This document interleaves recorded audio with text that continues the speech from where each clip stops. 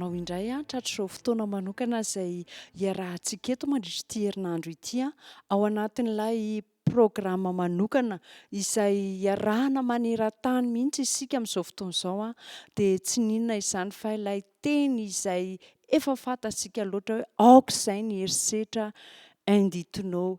Tsy herisetra atao amin'ny vehivavy ihany no resahana eto fa aoka izay ny herisetra atao amin'ny ankizy, aoka izay ny herisetra atao amin'ny tanora na lahy io na vavy, aoka izay ny herisetra atao ihany koa satria efa miova ny vaninandro izay iainantsika amin'izao fotoana izao dia izao aoka izay ny herisetra ihany koa atao anivon'ny tokantrano na ho an'ny lahy izany na ho an'ny vavy ihany koa.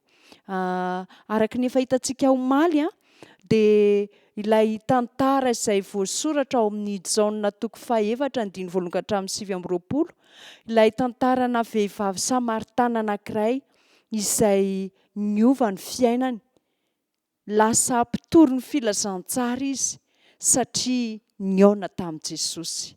Afaka nivesatra rehetra teo amin'ny fiainany satria nisotro tamin'ilay rano velona izy, izay rano velona manafaka ao amin'i Jesosy. Tsara ho marihana nefany dia izao hoe tamin'iny fotoana izay nandehanan'ilay vehivavy tany am-patjakana iny dia izao tsy hoe ilay vehivavy no nitady an'i Jesosy fa Jesosy efa niandry azy teo am-patjakana. Efa fantatry Jesosy ny ora hahatongavan'ilay vehivavy eo am-patjakana.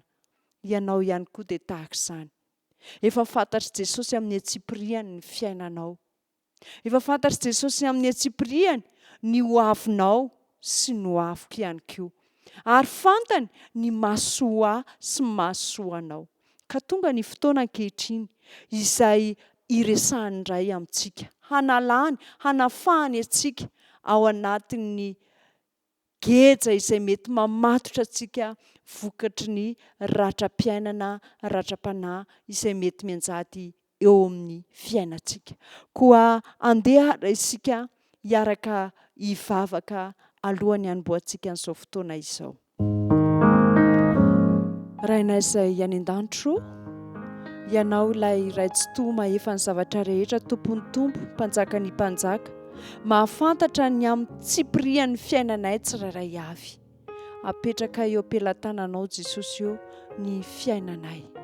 Aoka ianao no hitrantsehatra ka andrindra sy andamina ny fiainanay hifanaraka amin'ny sitraponao. Koa raha andray ny hafatra avy aminao indray amin'ity fotoana ity dia ny fanahinao anie no amelombelona any anatinay ary ny fanahinao anie no hanazava ny mason'ny sainay hatakaranay ny sitraponao eo amin'ny fiainanay. Dia mitenena Jehovah fa miaino izay amin'ny anaran'i Jesosy Kristy zokinay no irina sangatana izany vavaka izany amen. Araka ny efa hitantsika omaly dia amin'ny maha-mpanaradian'i Kristy antsika izany asianao dia tokony hatakatra isika izany fa manana vokany ratsy eo amin'ny olona anankiray ny ratram-panahy. Tahaka an'ilay vehivavy teo hitantsika tao amin'ny Jaona 2:7 teo dia izao tsy samy voadrindrina izy. Mety ananany daholo ny zavatra rehetra ao an-tranony fa tsy maintsy mivoaka izy amin'ny fotoana tsy hisy olona mihitsy mba haka ilay rano satria tsisy rano ao an-tranony. Ianao ihany koa izany raha tsapanao fa fidian'Andriamanitra manokana ianao no fidian'i Jesosy manokana ianao hiara-hiasa aminy dia tsarovy. Fa ho irahan'i Jesosy manokana any amin'ny toerana manokana ianao mba hampahery olona anankiray izay miatrika ratram-piainana, ratra ara-panahy. Satria mpianatra Kristy zasy ianao dia rehefa tafaray amin'i Jesosy Kristy zasy ianao dia novidiany manokana isika ho amin'ny iraka manokana mba hanehoana ny voninahitr'Andriamanitra eto amin'izao fiainana izao. Ary amerina indray ilay endrik'Andriamanitra eo amin'ny fiainan'ny taranak'olombelona. Raha jerena tokoa ny zavatra niseho ao amin'ny Genesisy 1:7-20 dia izao no voalazan'ny soratra masina hoe ary Andriamanitra nahary ny olona tahaka ny endriny, tahaka ny endrik'Andriamanitra namoronany azy, lahy sy vavy no namoronany azy. Rehefa namorona ny olombelona zany Andriamanitra, namorona azy ianao Andriamanitra tamin'ny voalohany dia izao hoe endrik'Andriamanitra no niseho teo amin'ny fiainan'ny olona anankiray. Izany hoe ny toetran'Andriamanitra nitoetra teo amin'ny olombelona izay noforonon'Andriamanitra. Toetra feno halemem-panahy, toetra feno fitiavana, toetra tia mikarakara ny hafa. Satria raha namorona an'izao tontolo izao Andriamanitra talohany namorona ny Adama sy Eva dia efa nomeny avokoa ny zavatra rehetra ilain'ny Adama sy Eva vao namorona azy ireo Andriamanitra. Tian'Andriamanitra zany isika ho fitaovana hiara-iasa aminy, hamerina indray ny endrik'Andriamanitra, endrika feno fitiavana, endrika izay miahy ny hafa, manampy ny hafa. Satria izany endrik'Andriamanitra izany no niezahan'ny Satana nofoanana, nopotehana, naratsiana ka nahatonga ny fiainana eto amin'ity tany ity rehefa nazera teto amin'ity tany ity i Losifera dia izao lasa niova tanteraka tsy mifanaraka tamin'ilay planin'Andriamanitra ny zavatra niseho. Andao ange ho jerentsika ny voalaza ao amin'ny Timoty faharoa 3:1 ka hatramin'ny 7. Timoty faharoa 3:1 ka hatramin'ny 7. Hoy ny voalazan'ny soratra masina hoe fa aoka ho fantatrareo izao fa any am-parany any dia izy andro mahory fa ny olona ho tia tena, ho tia vola, ho mpandoka tena, mpiavonavina, miteny ratsy, tsy manoray sy reny, tsy misaotra, tsy manaja izay masina, tsy manam-pitiavana, mpanotolo fo, mpanendrikendrika, tsy mahompo, lozabe, tsy tia ny tsara, mpamadika, kiriana, mpieboebo, tia fafinaretana, mihoatra noho ny fitiavana an'Andriamanitra. Ary mbola tohiziny hatrany raha hoe manana ny endrika ny toe-panahy araka an'Andriamanitra, izany hoe miseho amin'ny maha hoe zanak'Andriamanitra anazy nefa nandà ny herin'Andriamanitra ireny ka dia alaviro.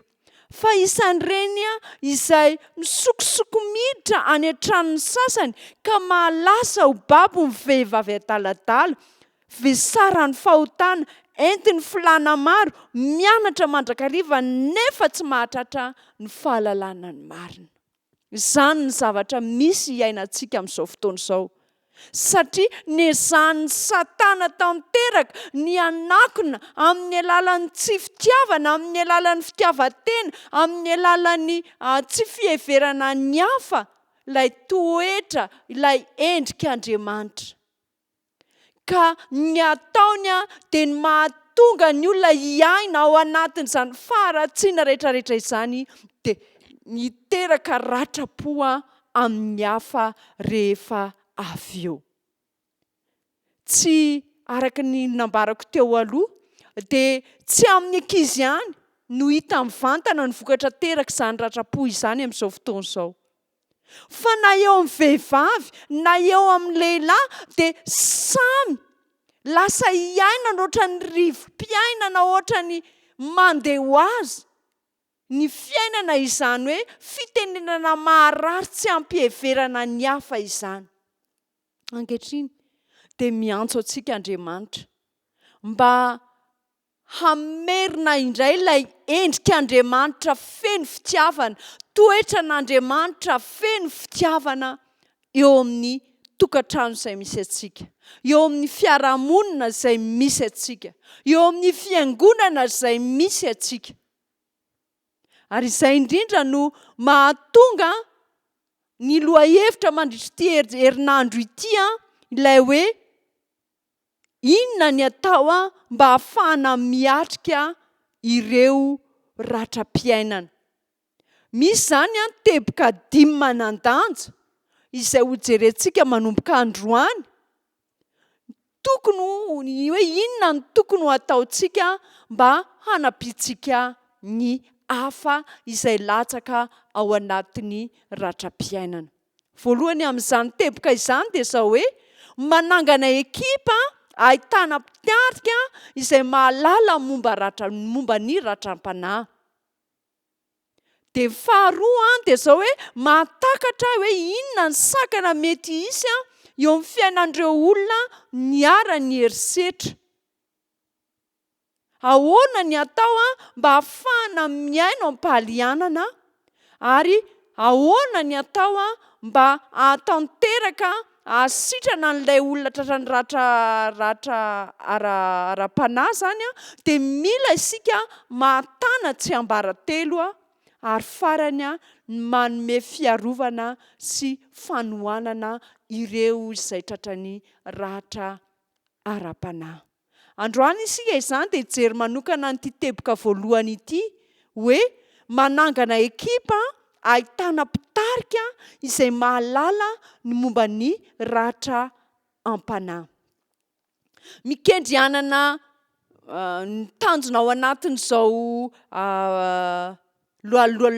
loha hevitra izao zany dia zao hoe manao ny fomba rehetra isika izany hoe ahoana ny hanofanana mpitarika mba hahatakatra tsara ny hoe ny herisetra nge dia tena zavatra misy eo amin'ny tontolo iainantsika dia ianao no natsoin'Andriamanitra mba hanampy azy ireny, hanampy an'ireo olona izay hiara-ny herisetra mba hahatonga azy ireo ihany koa hiotra eo amin'ny fiainana. Ireo olona izay nantsoina ho amin'izany laharan'izany izany dia tokony olona hanana fahafahana hatakatra tsara ireo fanandramana mihiba iainan'ny olona anankiray mipetraka eo amin'izay ratram-panahy izay. Ary io fomba fijery mihiba io dia tany amin'ny fahazazana io, raha tany amin'ny fahazazana nanomboka ilay ratra. Dia tokony hahafantatra zany isika hoe inona ny tokony atao amin'ireo zaza izay manana an'izany. Inona ny tokony atao amin'ireo tanora izay miaina ao anatin'izany. Ary tokony ho fantatritsika ihany koa fa misy olatra mipetraka eo amin'ny olona anankiray izay miaina izany ratra am-panahy izany.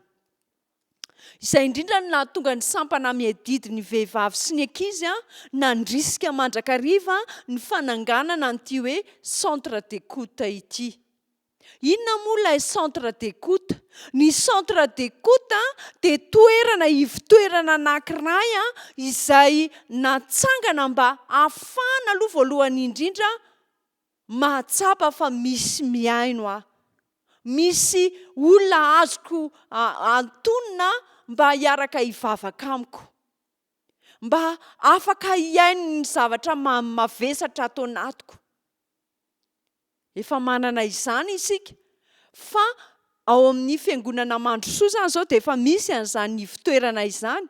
Fa misy ihany koa any amin'ny fiangonana hafa tsy mbola nanangana toerana ngeza izy ireo fa efa manao an'izany isam-batan'olona amin'ny alalan'ny hoe mipetraka amin'ny toeran'ny renim-pia mba hahafahana manome torohevitra an'ireo tovovavy, ireo ankizy tanora mba ahatonga azy ireo hifikitra amin'ny Jesosy Kristy. Satria araka ny voalaza amin'ny Romanina 12:10 ka hatramin'ny 12 dia mampianatra antsika mihitsy ny soratra masina hoe mifankatiava araka ny fifankatiavan'ny mpirahalahy, mitaria lalana amin'ny fifanomezam-boninahitra, mahazo tofa aza malaina ary aoka fanafoa amin'ny fanompoana ny tompo, mifalia amin'ny fanantenana, miareta amin'ny fahoriana, mahareta amin'ny fivavahana. Io zany ny torohevitra omena antsika amin'izao vanim-potoana iainantsika ao anatin'ny ratram-piainana izao. Mila miaina mampiaina mizara fanantenana isika mba ahatonga an'ireo olona miatrika ratram-piainana ahazo antoka fa misy tokoa Jesosy izay efa miandry azy hamany olana izay mianjady eo amin'ny fiainana. Ny anjarako sy ny anjaranao izany izay mipetraka eo amin'ny toeran'ilay mpiahy manokana dia izao hoe mitondra an'ireo olona izay tratran'ny ratram-piainana ho eo amin'ny Jesosy. Izay ny anjarantsika. Ahatonga azy ireo hanao fanandramana miaraka amin'ny Jesosy Kristy. Zay ao anatin'izany hetsika ao anatin'ilay centre d'écoute resahako teo izany dia azontsika atao tsara ny miara-miasa amin'ireo dokotera, amin'ireo manam-pahaizana mahakasika n'ity hoe ratra toetra aseho mahakasika ny ratra izay ny anjady amin'ny tena ity. Ny olona izay misehatra ao anatin'ity centre d'écoute ity izany dia olona tokony mahatakatra tsara ireo fanandramana miiba ny aina tao anatin'ny fahazazana izay misy vokany mitarazoka. Tsy eo ny vokan'io hoe vokatry ny hoe ady atrehan'ilay zaza ao an-tokantrano miady ohatra dada sy neny.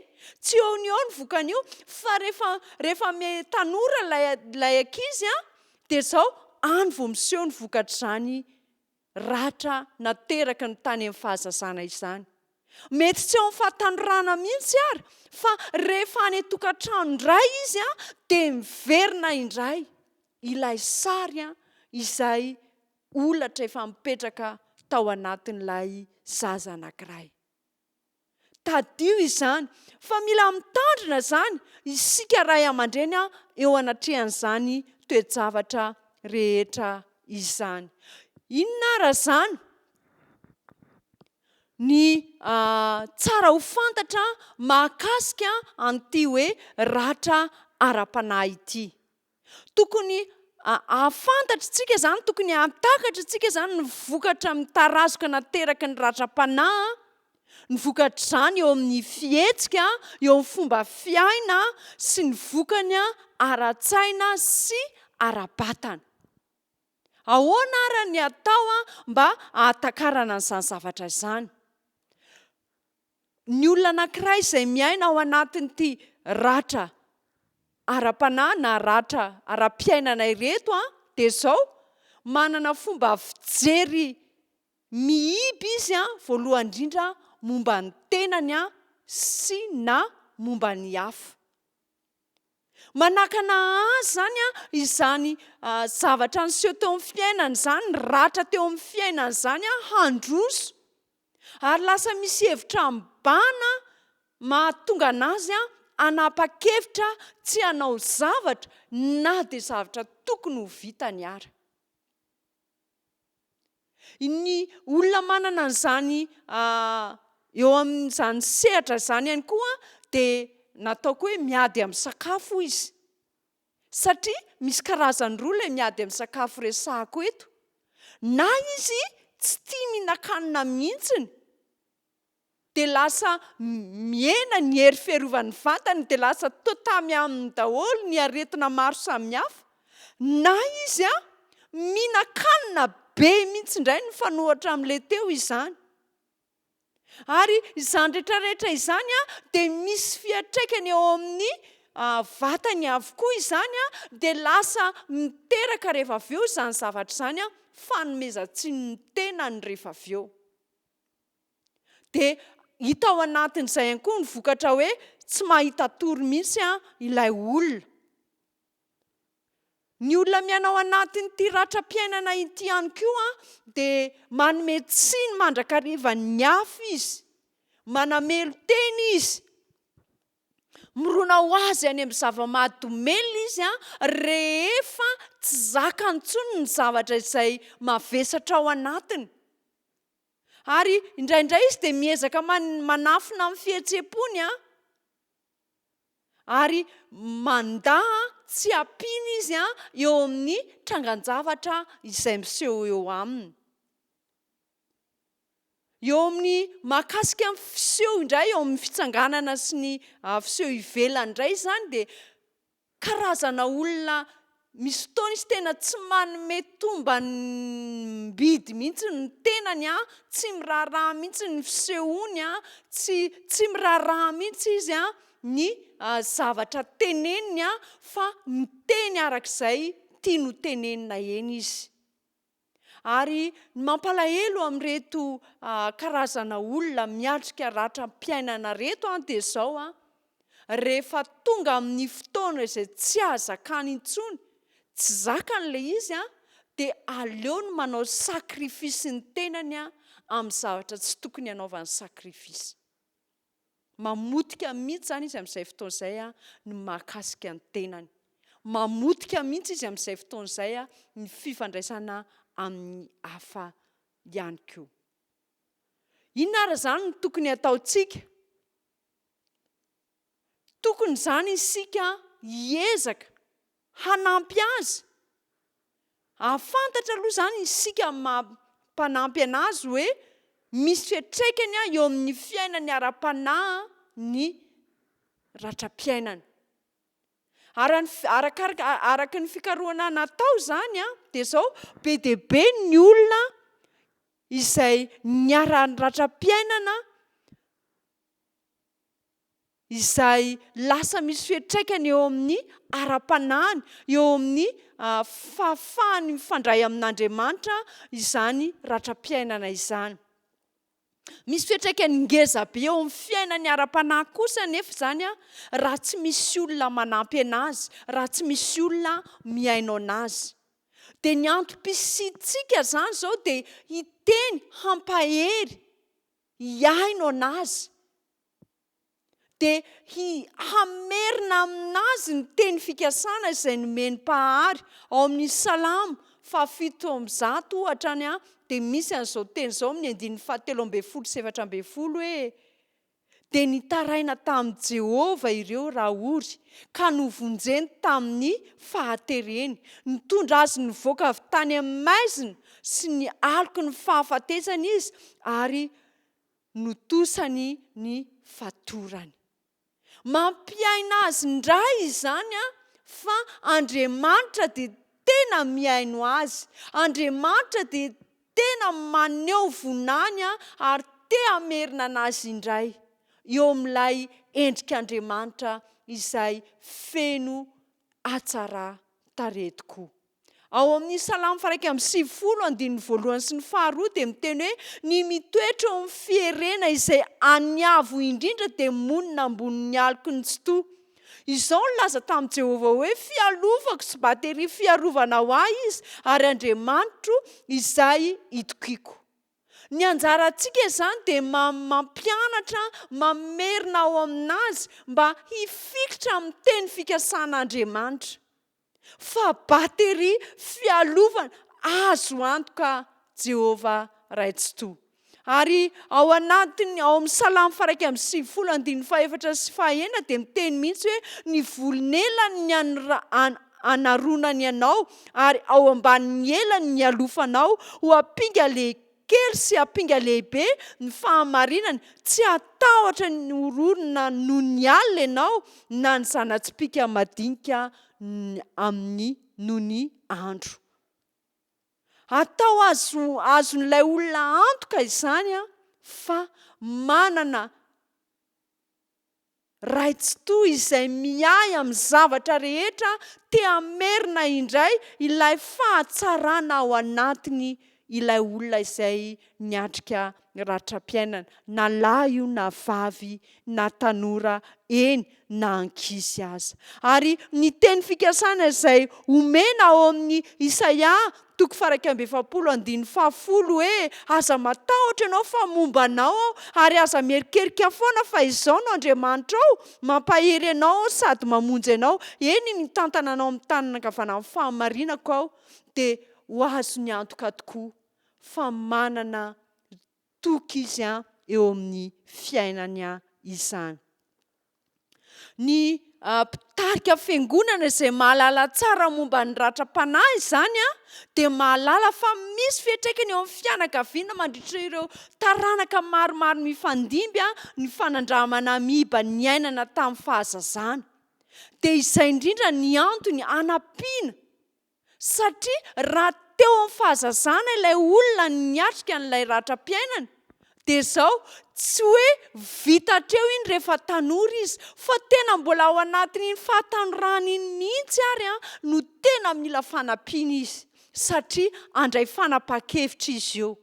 Handray fanapa-kevitra izy, ka raha handray fanapa-kevitra izy dia na ny fanapa-kevitra ho raisiny hahatonga azy hiotra eo amin'ny fiainany, na hahatonga anazy hiraviravin-tanana ka hitotongana ny fiainany eo anatrehan'izany toe-javatra rehetrarehetra izany.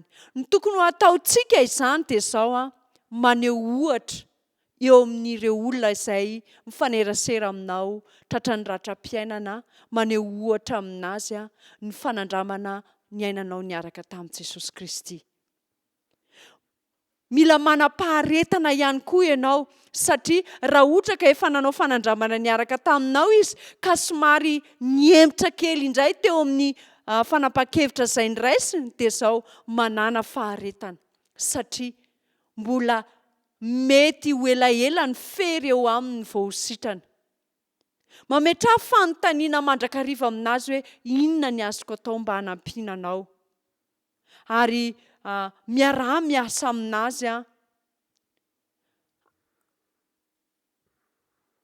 miaraha mifanerasera aminazy amin'ny tontolon'ny fiarahamonina izay misy anazy, ary aoka izy ihany koa hiara-hiasa aminao mba hanampy ny hafa izay mety misy ratram-piainana, satria izao mantsiny mahatonitra angan-javatra anankiray miseho eo aminao dia voalohany indrindra fanamboarana anao izay voalohany indrindra. Faharoa, mety misy olona ao aorianao ho avy eo aminao tratra ny ratra izay mety hitovitovy amin'ny zavatra izay natrehanao, dia ianao izany ilay fitaovana ampiasain'Andriamanitra hampahery an'iny olona indray mba hahatonga azy handresy eo amin'ny fiainana izay misy azy. Ny tompony hitahintsika, hampahery antsika ary hitari-dalana antsika amin'ny zavatra rehetra izay atrehantsika. Tsy irery ianao fa efa eo hapatsakany Jesosy, eo amin'ny toerana izay misy ianao io indrindra Jesosy te hanafaka anao izy ary te hampivoaka anao mpandresy amin'ny toe-javatra izay atrehanao. Iaraka mivavaka isika tompoko. Rainay tsara fo masindrin-danitro, misaotra anao no fitiavanao sy mifamindramponao fa afaka miantso ny anaranao indray izay ankehitriny. Misaotra satria tsampahafahy ianao dia eo anilanay mandrakariva, ary maniraka ny anjelinao hitoby manodidina anay ianao mba hahatonga anay ho mpandresy eo anatrehany ratram-piainana izay mety miseho amin'ny fiainanay. Jesosy eo sotomy amin'ny tanam-pitiavanao izahay, sitrano amin'ny balsame avy aminao izahay, ary aoka ianao hanilo sy hanazava masony sainay hatakaranay ny vahaolan'ny fahombiazana izay fatolotrao mba tsy hahatonga anay hijanona mandrakariva ao anatin'ny toeran'ny ratram-piainana. Koa ireo olona izay irahanao, fidinao hanampy anay eto amin'izao fiainana izao, hanafaka anay ao anatin'ny ratram-piainana, dia ianao anie hitahy azy ireny tsirairay avy, hanome ny fanahinao amin'izy ireny ihany koa, ary hahatonga ny tsirairay avy ho fitaovana hiara-hiasa aminao. Tonoina saingatahana amin'ny anaran'i Jesosy Kristy samy vavaka izany. Amen.